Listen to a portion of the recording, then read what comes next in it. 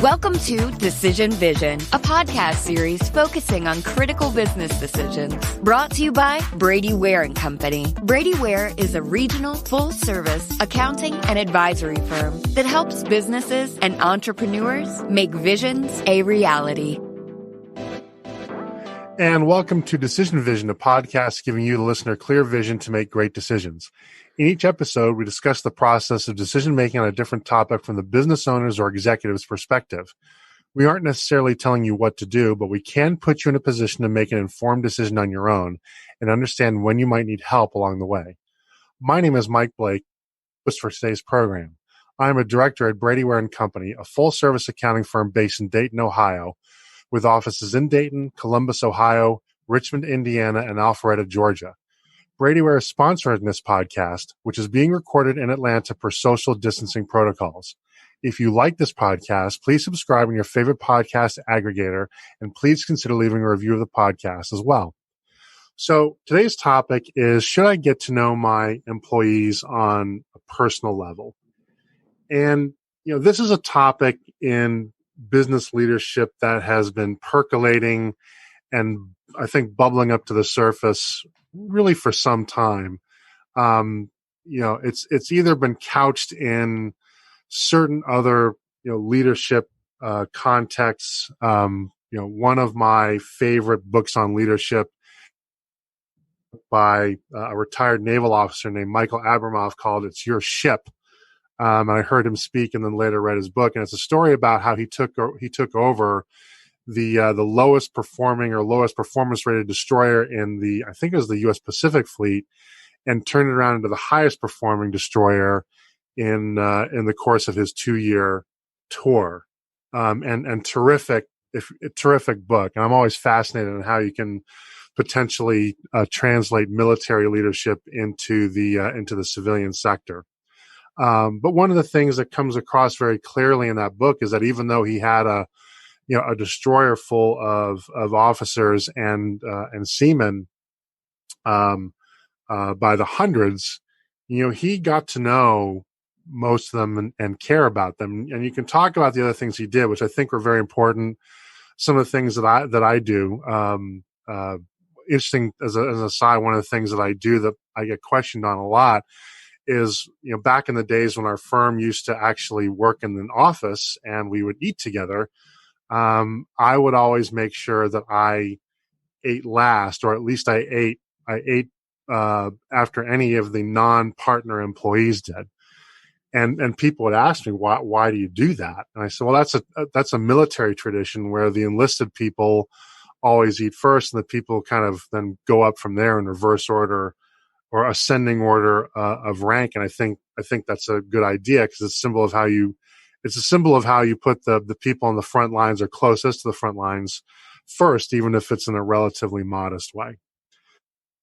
And as those of you who listen to this program know, I have a massive man crush on Simon Sinek, and I am going to find a way to get him on this podcast or get a restraining order. We'll see which one of those things actually happens.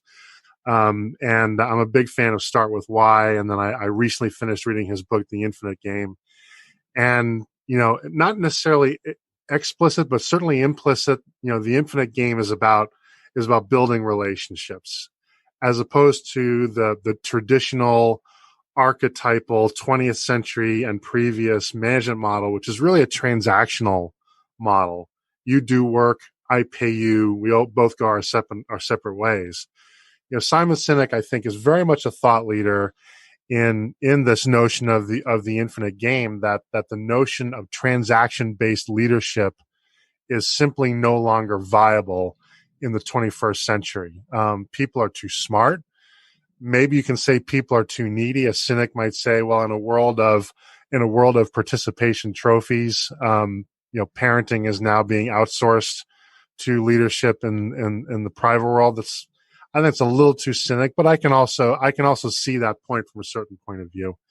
But what it really comes down to is moving from a transaction-based leadership model into one that is relationship-based. And there's a limit to how much of a relationship you can have with somebody if you don't know them. You can have a little bit of a relationship, but if you don't actually know them, it's really hard to take an interest in them in a way that is authentic and useful if you don't actually know what kind of matters to people. And, as frankly, as an introvert, it's something that I have to be very conscious of, because I can be a very robotic manager without blinking an eye. Because again, I'm a Generation X person, which means I'm a shut up, put your head down, do your work, and go home. That's the culture I grew up in. That's a culture I struggle to shake. But I fully understand. I certainly make a conscious effort to evolve beyond that. And so I hope for those of you who are like me that are looking for something useful in exchange for having, in my case, gray hair and 2 arthritic ankles, something that goes along with the wisdom of age, and that is evolving into a non-transactional form of leadership. And so I think this is going to be a great topic. And as an aside, by the way, I think it's all that much more important because, our people are, I mean, there are a lot of things right now, right? People ask me how I am, and I tell them jokingly that, well, once you put a global, once in a century pandemic, massive social upheaval and murder hornets aside, I'm actually doing pretty well, right? But imagine the slow moving horror movie that we find ourselves in, and our employees, our coworkers, our business partners, our bosses are all finding themselves in a life that has been completely disrupted, that overnight most of our support structures have been badly damaged or wiped out altogether. And there's a lot of fear, there's a lot of anger, there's a lot of angst, there's a lot of uncertainty, and frankly, there are just more mental demands on people. And what that means to me is that getting to know the people you work with on a personal level is more important than ever. And it's not just because people are isolated now and they're working at their coffee table. Yeah, there is that. But I think also, people want to know that that's somebody out there kind of gives a damn about them. And in an environment where we can't have the kind of contact we once had with our close friends and family, in some cases, it's dangerous to interact with them. We need to pay attention to this all the more. So this is too big and complex a topic for me to cover myself. So as we always do on this program, I brought in an expert who does know how to help us think about this. And joining us today is author and keynote speaker Alain Hunkins. Alain is a leadership expert who connects the science of high performance with the performing art of leadership. Over the course of his 20-plus year career, Alain has worked with tens of thousands of leaders in over 25 countries and served clients in all industries, including 42 Fortune 100 companies.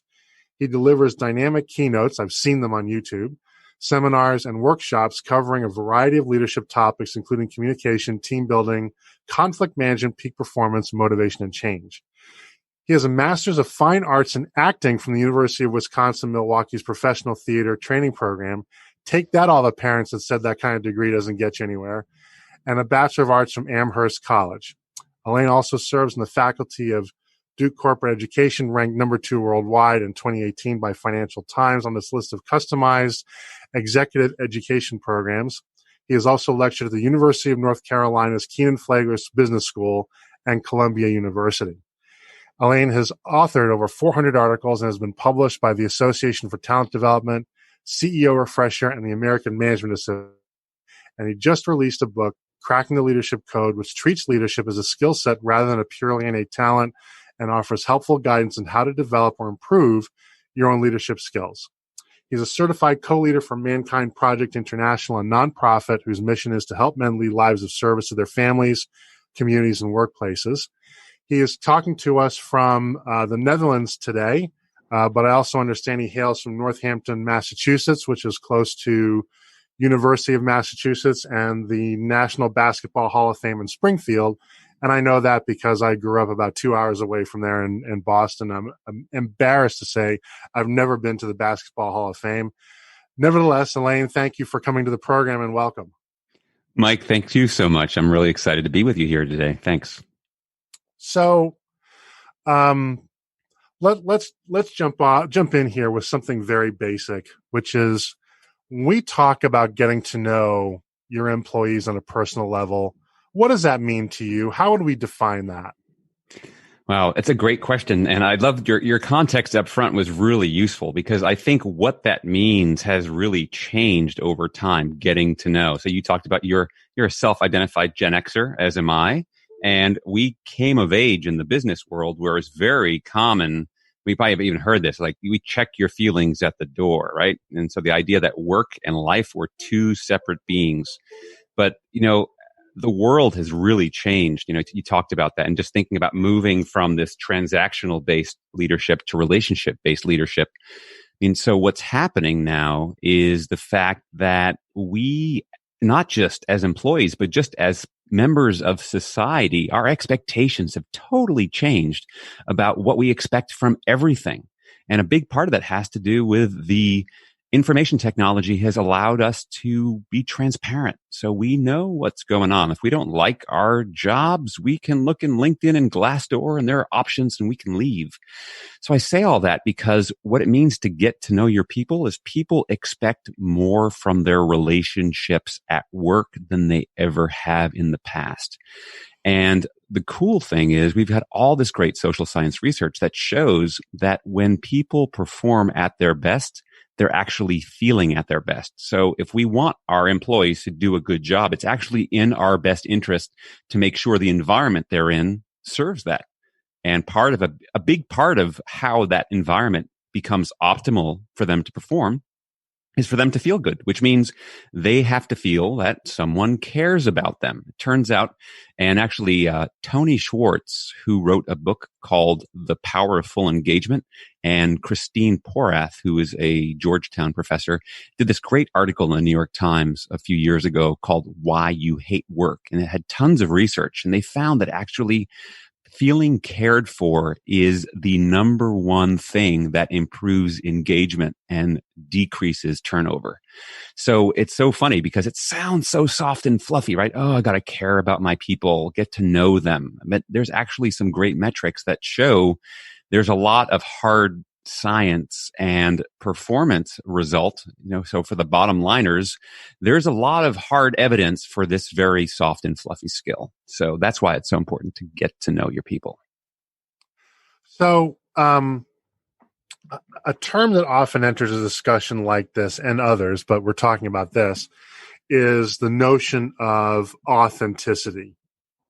And I'm hoping you can talk about what authenticity means in your mind and how does it enter this discussion of getting to know your employees? Yeah, it's a great question. There's this big hoopla around authentic. It's like people are like, well, what if you're authentically a jerk? Like, do I show up as an authentic jerk? Right. Right. It's like, maybe no. So that's not really what authenticity is about. I mean, in the work context, when we think about being authentic, it's that sense that people don't have to wear a mask. I mean, obviously we're in COVID times. People are wearing physical masks. I'm talking about the psychological mask, the armor that people put on. Deloitte did this great study a few years ago, and they found that 61% of the U.S. employee workforce feels the need to cover their identities in some ways, that is they have to wear a mask. And the thing is, we all know what it's like. We've all been in situations where we have to kind of put up our guard and wear a mask. And when we do that, we are disconnected both from the people around us, but in some ways from ourselves, because it takes a lot of extra energy to put on that shield. So authenticity is about having a relationship where people can be who they are and express what's going on. Like, I think the idea that right now, for example, we're going through this coronavirus pandemic, it makes sense to, like, for a leader to say, it's okay not to be okay. This is really tough. This is tough. These are hard times. And so we have to normalize people's experience because people are always looking to leaders to set the tone. And if we just pretend like it's business as usual, deep down, people are going to feel like, well, there's something wrong and we're not talking about this. And it becomes the elephant in the room. So authenticity is a way to address things in a way where people can drop their guard, let down their defenses, and just relax. And when they do that, the neuroscience would be, it actually calms your central nervous system. And when you're calmer, it frees up these neural resources, your brain, so you can actually focus on the job at hand instead of kind of going, am I okay? Is this okay? What is my boss thinking about me? And all those weird thoughts that we all have all the time. So authenticity is key to all that. And that brings up another question. So I'm going to go ahead and go off script, which by question 3, that means we're on schedule. So, but you really, in these trying times, right? I think most companies are at least asking the question, how can we help our employees, cope? And some things are realistically within the purview of employers to help with. And some things, frankly, just aren't. We cannot fix everything. We don't have the resources. We don't have the standing to do that. But you really can't even begin to help employees through this. And I'm going to make this deliberately vague, whatever this is, because it's different for everybody else. For everybody, you can't even begin to fix it if you don't know them, can you? No, you can't. You can't. And it's so interesting because as you describe this idea of fixing it, you've touched on such a big leadership trap, which I call, it's actually the fixer. So many people in organizations who are in leadership roles think, oh, I'm in charge. I have to fix things. I have to solve problems and make things better. People don't actually want to work for fixers. They want to work for leaders. And the cool thing is you don't need to be a mind reader to figure out what's going on. The fact is, like, for example, coronavirus pandemic. Yes, we're all in the same storm, but we're not all in the same boat. The fact is everyone is experiencing this, and I'll call it a trauma because, by the way, the definition of trauma in the dictionary is a deeply distressing or disturbing experience. So I think this qualifies. Global pandemic, would you say, it's a trauma? I think so. Yeah, I think it qualifies. Sure. So that being said, how every single person that you work with is going to respond differently. Some people are living home and they're alone. Other people have small kids. They have to suddenly homeschool and they're now teaching on top of work. I mean, people may be, immune compromised, may have elderly parents. Like, we don't know what they're dealing with. So the key to knowing your people isn't to try to fix it and guess. It's to ask them, right? So it's, I've been coaching a lot of leaders on this over the last few months, like a simple question, just to stop and go, hey, how are you? How are you feeling? And not just, I'm fine. How are you? Let's get to business. Like, no, really, how are you doing? Which means as a leader, you need to park your own agenda, put it to the side and hold space for somebody else. Now, some people are really uncomfortable because if they ask the question, how are you feeling? Guess what? If you listen, they might tell you. And some people think, I can't handle that.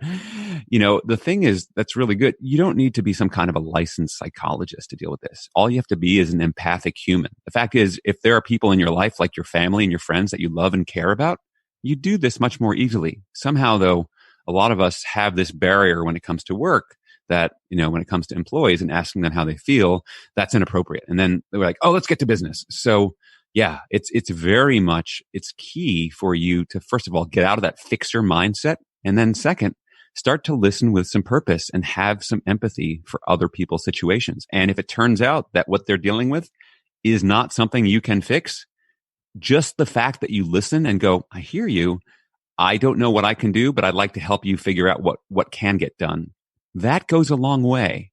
People get the fact that, 95% of our customers are gone and our business is about to close. People get it. They're not stupid. They're adults.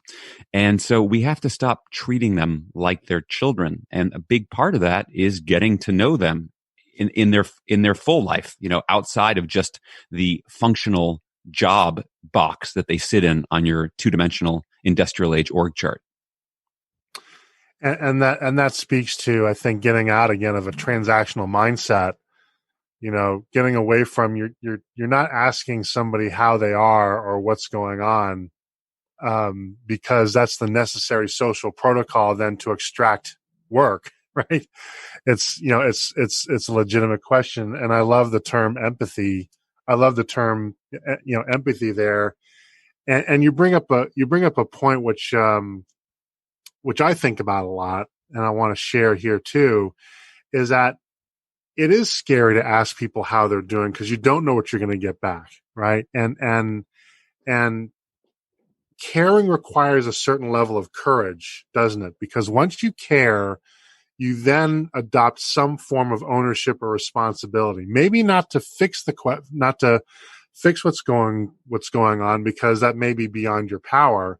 But once you do, once you do care, you do then have an obligation to share a little bit of yourself, whether it's your time, your attention, your empathy, in order to help that person deal with whatever it is that's going on. Absolutely, you do. Yeah, you can't but help become invested in some way. As you say that, it's funny. It reminds me, we talk a big game about how important it is for employees to be engaged. We're always measuring, how is our employee engagement? Well, do we ever stop and think about, how's the engagement of our leaders? The fact is, as leaders, if we're not engaged with employees, why would they be engaged with us and or at work? It doesn't make any sense. So yeah, definitely you need to extend yourself to what's going on. And yeah, you may not be comfortable with it.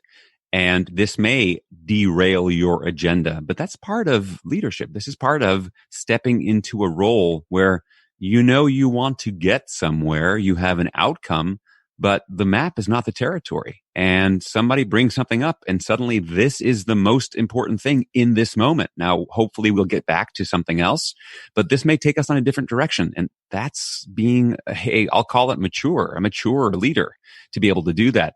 And it's funny, before you said, Mike, about the sense that, some people are scared of bringing it up, or they feel like there's this protocol. The fact is, we can all smell it really quickly when someone is faking this. When someone thinks, oh, I have to ask you how you're feeling because my leadership coach told me I'm supposed to ask you that, but I really don't care. And now that I've asked you that, I'm going to move on. We all know when people are faking it. So this does have to come from that, we'll use that word again, authenticity, that you actually genuinely care. And that is a different mindset for a lot of people. In fact, I would say that shift, which you described earlier, that shift from transactional to relational may be the biggest divide that leaders have to cross to be able to do this whole caring for your people well. So let's say that a listener now is convinced, okay, I need to do a better job, or I want to do a better job of getting to know my employees at all on a personal level or better. Is that a formal process? Is it an informal process, or is it both? And I guess what I'm really getting at is, what are a couple of steps to get started once I've made that decision, or if I'm going to make that decision, what are the next steps going to be? Great question. So I think there's some formal and there's some informal. I say on the formal side, first of all, is be intentional and make some time, because this won't necessarily happen in the elevator, on the water cooler, or in this case, while people are just coming in, waiting for the Zoom meeting to start. So get intentional about carving out some time. The other thing I'd say on a formal point of view is think about your structure, if this helps you. Now, some people are really good at drawing people out, we'll call it naturally, or they've already had some practice at it. If you're not one of those people, you want to think about what would be some really great open-ended questions to get people talking. Because ideally, they are doing 85% of the talking, and you are just asking some really good questions and then maybe prompting them with a, tell me more. So for example, so that's the formal side. On the informal side, I think it's showing up, being present, being really open, being curious as to what they have to say, and listening with purpose. So if I want to get to know someone, so asking a really provocative question like, what is your biggest aspiration professionally? That suddenly is different from, what did you want to be when you grow up? Or what is really exciting to you now? Or, what was your biggest hobby growing up? Or what was a big challenge growing up? Suddenly just getting people, it sort of doesn't matter which one you choose. Let's face it, we are all had these rich lives with incredible history. And if someone just asks us to share, tell me, or you could even say, well, so what's your story? Tell me your story. I'd like to know more about you. If it's genuine, people know it and they'll start to open up. And if you give them the cues that you're interested and want to hear more, they will share more. I think it was Dale Carnegie in his book, How to Win Friends and Influence People, who said, if you want to be interesting, be interested.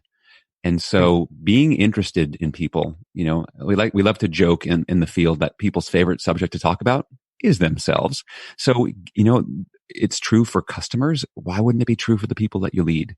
So taking some time up front, thinking about intentionally, how would you structure this conversation? It's amazing. You can get more information in a half an hour call like this than you can otherwise. In fact, in one of the leadership trainings I run, I actually have strangers they're Confederates. We bring them in, but they're strangers to the participants, the leader participants. And they have to basically spend a half an hour engaging with a stranger. And then we debrief the experience at the end. And one of the leaders who went through this said to me, "Oh my gosh, I just spent 30 minutes with someone. I'm convinced I know more about this person than people who have been on my team working for me for the last 5 years." So it's amazing what the power of intention and the power of saying, I want to engage and get to know you can do. We like to say that, it takes years and years to build trust. You can accelerate that process with some good intention and some great questioning and listening skills. So how much of this also is making yourself knowable, right? And I think in that same book, Dale Carnegie talks about, making it easy for people to get to know you as well. And, for example, in my office, I keep a music synthesizer. I almost never play it, but I keep it because it lets people know that I have a musical interest. So if they ever wanted to ask about that, it sort of gives them an entree. And I'm big into the retro video games, and I'm 50, so I'm not trying to impress anybody anymore, and I'm open about it. But I guess my point is that how important is it also to allow yourself to be known at the same time? It's really important. In fact, there's this really cool studies that have come out about this. There's a guy named David Meerman Scott, and he's got a book that came out about a year ago called Fanocracy. And what he discovered in his research, David Meerman Scott happens to be a Grateful Dead fan. And he shares that whenever he does talks and workshops, he shares pictures, he talks about it. And what's amazing is the impact. He said, it doesn't matter. It isn't about what it is. It's that he's got an interest in something that creates connection. So for you, it's your synthesizer, your music in your office. It's just like showing people that you're not just a two-dimensional worker bee. People want to know that, you have a life, you have interests outside. And when we do that, it humanizes us. It softens the edges, and it creates and accelerates this power of connection. So it's called Fanocracy, this idea of how do you turn customers into raving fans. I think we could also say, how do you turn employees into raving fans? It's like, let them know who you are. We talked earlier about the whole Gen X thing. So 61% of our workforce today is Gen Y and Gen Z. And, they've grown up in this digital world where there's so much more transparency. I have a sister who's 14 years younger than me, and the amount of personal stuff that she posts on Facebook versus me, it's just, again, we're different generations in some ways. Yep. And it's just amazing because, again, she's kind of grown up and this is what her peer group does. And they're just so comfortable with having their world be transparent and knowing that everything is seen. I mean, this is the issue now with social media and the digital footprint, is that if you say something somewhere, there's probably a track on it. So you got to be pretty comfortable with whatever you put out there, someone's going to see somewhere. So some of our listeners may be thinking, I'm already making an effort. We have our annual holiday party. We have a couple of firm events. Maybe we have an outing to a baseball game back when that wasn't a risk your life kind of thing. But, we have our spring outing or whatever. Isn't that enough? Doesn't that already mean that I'm getting to know my employees? Well, it's funny, right? Yeah, we do it once a year. I mean, to me, the analogy there is a little bit like, so I've been married to my wife. We're coming up on 20 years of marriage. We've been together 22 years. And I think the analogy I come up with is like, okay, so I said to her on our wedding day that I love you. Now, can I use the excuse like, well, I said it on our wedding day. Isn't that good enough? So this idea that telling people you care about them at the annual picnic, I mean, if people care about you, wouldn't you want them to tell you more often? So Gallup did this wonderful study, which they published in this book called First Break All the Rules, where they actually interviewed over 1 million people around the world. And they spent 20 years doing all the research to put this together. And what they found is that there's not one thing above everything else that makes for a successful employee. And they measured success by profitability, productivity, lower turnover, higher retention, stuff like that. It was, what was that relationship with their immediate supervisor? So I would say a couple things on this. Number one is, let's just call you the CEO for now, and you have 400 employees in your organization. Now, I wouldn't expect you to get to know every single person on a deep, deep personal level because it's 400, but hopefully there are some layers of leadership. And so you may have, let's say, 10 direct reports. You should really be modeling getting to know them well and being explicit about the importance of them getting to know their people well, and so on and so forth. So that's one piece. The other thing that the Gallup study talked about that was really useful, they turned it into these 12 questions, the Gallup 12. And one of these questions is, has someone basically praised me in the last 7 days? Now, I've shared that research with people in my work, and people say, 7 days? I'd settle for 7 months, because some of us think, oh, I do it once a year. We do it at our performance review. I mean, after all, they have a job, they have a paycheck. Isn't that motivation enough? Yep. No, it's not. I mean, all the studies would say actually money, once we get to a certain threshold, isn't going to motivate a whole lot of performance, especially in this knowledge work economy that we live in. It might have been so if you said, okay, I got to produce 10 widgets today, and tomorrow if you do 12, we'll pay you more. But in this creative problem solving knowledge work world that we live in, money is not going to be that motivator. So yeah, getting to know people is in fact quite important. So now we have this relatively new dynamic. It's not that new anymore, I guess, but for Gen Xers like me, where the internet consisted of a 300 baud modem connected to an Atari 400, it is new. Yeah. But social media now comes into this, right? Yeah. And I'd love to get your thoughts. I generally don't connect with my coworkers on, say, Facebook.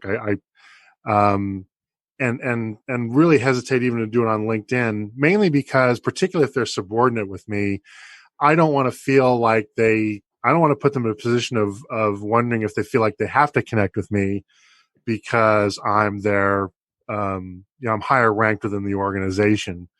Is that a legitimate concern, or am I being overly cautious, or am I not being cautious enough? Well, Mike, what I love about your approach there is you're not, now I don't know how you are, if they send you an invite, if you accept or not. So here's the thing. I think the point of view of, there is all sorts of, we'll call it baggage that the leader wears, along with their position, which is we have an outsized influence. So like you've said, if you reach out and send a Facebook invitation to one of your direct reports, like, if I don't accept this, what's that going to say? And then suddenly they have this whole story. So I think the strategy of if you're in that leader role, I would wait. I would not reach out, and I would let people make the first move and be quite okay with them not. Or the other option is you are also welcome to be very explicit. I'm a huge believer that one of the things great leaders do is they make their implicit assumptions explicit. So if you feel comfortable and say, as you are onboarding people onto your team, hey, just want to let you know up front, here's my social media policy. I don't connect, doesn't mean this, doesn't mean that. This is what it means. And letting people know, because then they're not getting into this whole weird guessing game. It's amazing how much drama and politics goes on when people don't have accurate information and they have to fill in the vacuum. And where we tend to fill in vacuums as humans is with negativity. So the more you can be clear and overt, and also realize you don't want to put undue pressure on people. Yeah, I wouldn't go and start, sending out friend invites to everybody. And then, because otherwise it's going to put them in a very uncomfortable situation. So another question I think some of our listeners will likely have, and a concern is, does getting to know your employees lead to a scenario in which you're playing favorites? And is there a risk of that interjecting kind of unwelcome politics into the workplace? And if that is a risk, what would your recommendations be on managing it? That is a great question. So yeah, it certainly presents a risk, this whole idea of playing favorites. So, there's a couple of things that go on the psychological level when you get to know people. So psychologists call one of these things the similarity attraction effect, which is a fancy way for saying oh, you went to the same college I did? Like suddenly you're bonded, or you have the same sports team you love, right? We start bonding over our shared commonalities. So one thing leaders should be aware of is this creates a huge unconscious bias. So if you don't check that and go, wow, I am totally wanting to spend time and promote this person because they're so much like me, right? They look like me. They talk like me. So this is a huge thing, especially in this age where we're trying to understand that if you want to get the best people in the best places, you want to create a diverse and inclusive workforce. And I'm not meaning just racially and socially economic. In every way, you want to create diversity and inclusion because that's how you're going to get the best ideas to innovate and come up with great things to move your business forward. So what this means is we want to be able to check our unconscious bias as best as we can. And also, which is hard. It's really hard to do that well. And realize that getting to know some people, am I starting to play favorites? And I think one thing that's really valuable around this is for us as leaders to clarify our own values and check in with this. Because if we don't recognize that we're doing it, we will be doing it unconsciously, and it can definitely lead to problems. Now, one of the issues also connected to this is the idea that, treating people differently actually makes sense. I'm not saying treat everyone the same, but different people are motivated by different things. And so a big piece of effective leadership around getting to know people is different people. For example, if you want to recognize them, one person on your team, giving them a cash gift or some kind of a bonus means a lot. Somebody else, it might be doing a public thank you in front of the team or sending a note home to their family. So you don't want to treat everyone the same. However, the intention behind it is you want to care for people with an equal level of respect. I realize that is a bit of a subtle distinction, but this is why leadership is a lot easier to talk about than it is to do. And the bias thing, that brings up kind of what I think is an interesting discussion topic, which is, I think in some cases we see our employees run amok, especially with that built-in connection. In particular, when we encounter or we observe what is now known, I guess, as the bro culture, right? Which is being revealed to be pretty toxic in areas of finance and areas of high growth emerging technology companies. Yeah, and one of the things that I guess I struggle with, but I try to be very conscious of, is that, right now, the way our society is generally structured, women and men have a different availability for a friendship, right? Or a different availability for those kinds of communications. And to be very specific, right now in America, it is more likely still that women are bearing the bulk of the responsibility for domestic management, taking care of children, etc. Men, conversely, don't necessarily have that responsibility. So if you want to go out for drinks afterwards, men are more likely to be available than women. Women often need to, or have needs that ought to be accommodated. They need to leave the office early, right? And there have been studies that have shown that does, in fact, hurt women's careers. And that's something that we have to be conscious of.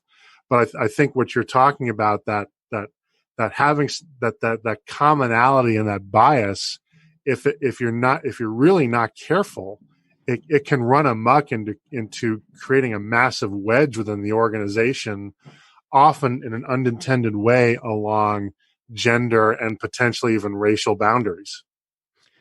Oh, completely, Mike. I mean, as you're talking about that's exactly where my mind was going to, is just realizing, as there has been such an awakening in the U.S. over the last 8 or so weeks since before we recorded here, thinking about all of the social unrest, in the wake of the George Floyd murder, and recognizing that, people are being more woken up to the fact that these biases exist.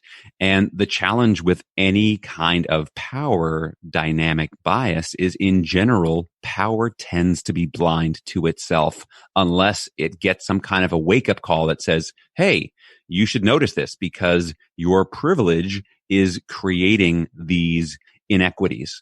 And for example, like you said, like if I don't stop and think, when I invite the team out to drink, some people don't come. If I don't stop to think about what that implication is, and I go, so I'm building relationships with other people, I need to really check. I'm doing all of that from a position of power and a position of privilege. So it is important for me to check my position of privilege and power at the door and realize what's the implications. Because as you said, that can get very messy very quickly. So another concern is, how do you prevent developing relationship with your employees from interfering with tough but necessary decisions, right? The downside of getting to know your employees is the time may come when you effectively have to fire a friend. Yeah. And I've fired people before. For the most part, I haven't enjoyed it. There's one person I couldn't wait to see leave. I'm just going to be honest about it. Yeah. That person made my life bad from start to finish. I could not wait for him to leave. So I didn't lose any sleep. For the most part, when I've had to let people go, it's a terrible day. Not as terrible as the person who's been let go, but it still ain't fun. And now, I'm imagining somebody who's been through the wars and they've had to fire maybe lots of people over the years and saying, you know what, I don't want to put myself in a position of potentially having to fire somebody that I care about and sees me as their friend, because now there's not just a level of commercial betrayal, there's a level potentially of personal betrayal. How do you work through that? How do you work through that head maze? Yeah, there's a lot. We have to unpack this a bit because there's a lot of good stuff. There's a lot there. So let's just start with, first of all, getting to know people and having to fire them in terms of, let's just back it up for a second. One of the things I see a lot of leaders struggle with employees is we talked about it earlier about this whole mind reading thing, is we need to really clarify expectations and accountabilities up front. Accountability is this big buzzword these days. We have to hold our people accountable. I don't actually think that leaders need to hold anyone accountable. I think what we need to do is clarify expectations, co-create objectives up front, set those with people and check in with them along the way, ideally to support them. And if things start to go off track, if they're not achieving what we have co-created and agreed upon, then I'm not really holding you accountable. I'm just reminding you of the commitments you're making and that we've made. And that should be built on a foundation of honesty, openness, and trust. And so that's why we can get to know each other. And if there are issues, ideally, let's say you're underperforming in some way. So my first take is I'm not going to wait until the end of whatever project, deliverable, or year performance review to come over and say, hey, Mike, you screwed this up and now you better watch out because you're going to have a job here. Ideally, I would have caught that way sooner, come in and just noticed where the trend is and saying, hey, just want to check in. What's going on? Is there something that I can support you with? Right? Suddenly we have a different conversation. So a big piece around accountability is co-creating those expectations. Now, that being said, it doesn't make it easier when you let people go, when you care about them. So, to me, it's also recognizing, we tend to, and I'll go back to what you talked about, Simon Sinek and the infinite game. If we see a person's career as this finite, okay, you're hired, you're fired. And so hired means success and fired means failure. How can we extend those relationships beyond that? So for example, I have seen and known people who have actually walked out of a meeting getting terminated and actually feel closer to their leader than they did when they walked in, because their leader cared for them. They talked about how we can support you in this transition.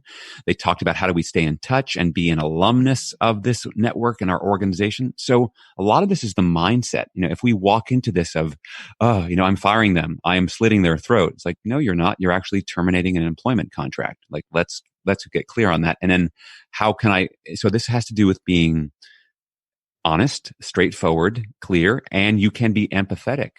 And, we can all learn. And this, again, takes maturity to do all this. So there's a lot here. And again, easier said than done. But that's the ideal that we're moving towards, is how do we treat people that way? You could look at that an analogy, you can look at that at a family system. It's like, well, I could care about my kids and love them, but they're going to just move out of the house when they're 18. At a certain point, you've got to invest, because the investment actually pays dividends longer term, and it will pay dividends in ways you don't even know. So as opposed to just thinking, okay, well, this is just an employee, so I'm not going to get to know them too much, because what you're really doing is you're treating them as a thing. And we're going back to transactional world again. And really what you're describing, I think, and I'm using an extreme event, it doesn't have to be termination, but it makes the conversation easier, is really, I think, probably what we consider best practices when you have to let anybody go, right? You would like it, again, not to be sort of the Dr. Evil kind of scenario. You push a button, the employee drops through and is a flaming pit. Yeah. But there is actually some empathy that this is a transitional conversation, and how can I help make this easier for you, even though this is necessary. In a way, getting to know the employees, I think, if you follow that thesis to the conclusion here, it's really nudging you in a way that you probably want to go, and you probably want to have yourself viewed as a leader and as a company to other prospective employees down the road, right? Totally.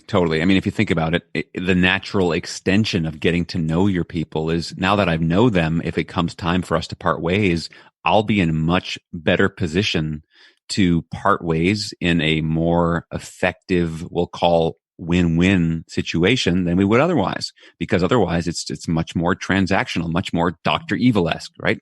So that's what we can do. And so by being a kind of leader that cares about people, you're in much better situation, and so much more, so you can make better decisions as you move forward. Well, I got to be careful using Dr. Evil, because they're going to be millennials and Gen Y have no idea who Dr. Evil is. So anyway, look it up on YouTube or Instagram or TikTok or whatever it is you're doing. So a question I've got to get to, and we're wrapping up. I want to be respectful of your time, especially where you are. It's approaching dinner time. Yeah. But the elephant in the room here, and we're saving the best for last, is what is the danger of a romantic relationship, or I'm not sure if it's worse, but at least equally bad, a romantic feeling that is not reciprocated, arising from getting to know your employees better, right? And it's a natural danger that intimacy can lead then to desires for other things, and I think we both agree can be, and in my view, personally, I think are very likely to be enormously destructive.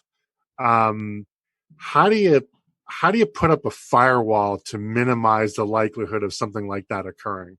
Oh my gosh, what a good, juicy question we have here. Yeah. So this is a big one, because let's face it, we're human, and, there's lots going on. So one of the things is, first of all, if you're in a position of leadership in an organization, and this probably varies from state to state and even organization. First of all, check your policies first. See what's legitimate and legal in terms of your organizational policies and all that first, and get really clear on that before any of this stuff happens. So just find that out first.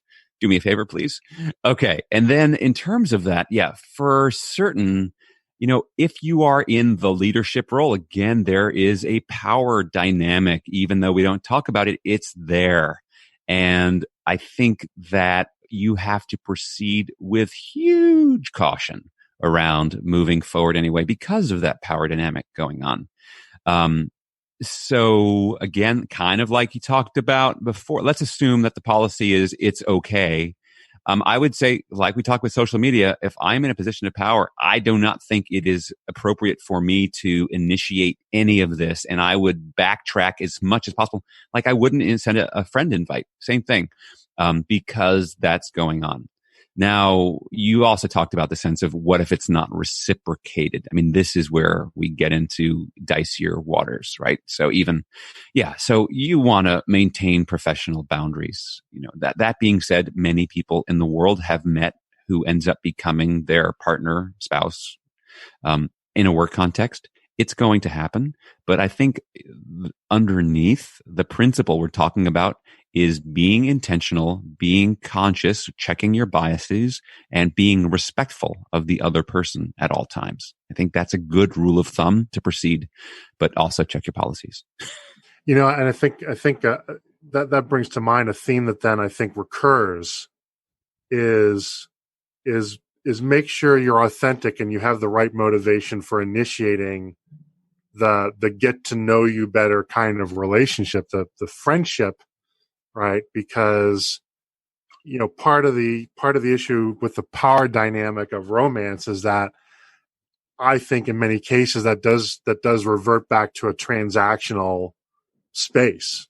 Sure. And I think that if I think one of the ways that at least a nominally well-intentioned effort to get to know your employees better can be perverted is to then adopt a view that well, this is going to become transactional. This is something that I can extract out of this, and boy, that is sticking your fork in a plugged-in toaster, standing in a bathtub full of water, isn't it? Totally is. And, you talked about the sense of, where caring for your people might start to cross the line. We got to be clear, like there's caring for people. And then there's, that doesn't necessarily mean intimate caring, right? There's a big difference, just in the same way that I can tell someone that I love them. And I have coworkers and I say, I love you all. This is totally platonic love. It's not like I love you and now let's go and get married and love. There's a difference. And, part of this is having the wisdom to be able to say that and understand it and to live that. And this goes back to that, like you said, the authenticity and the clarity of your purpose and what your intentions are behind it. And people can tell, people smell out intentions pretty well. So it's important for us to smell out our own intentions first.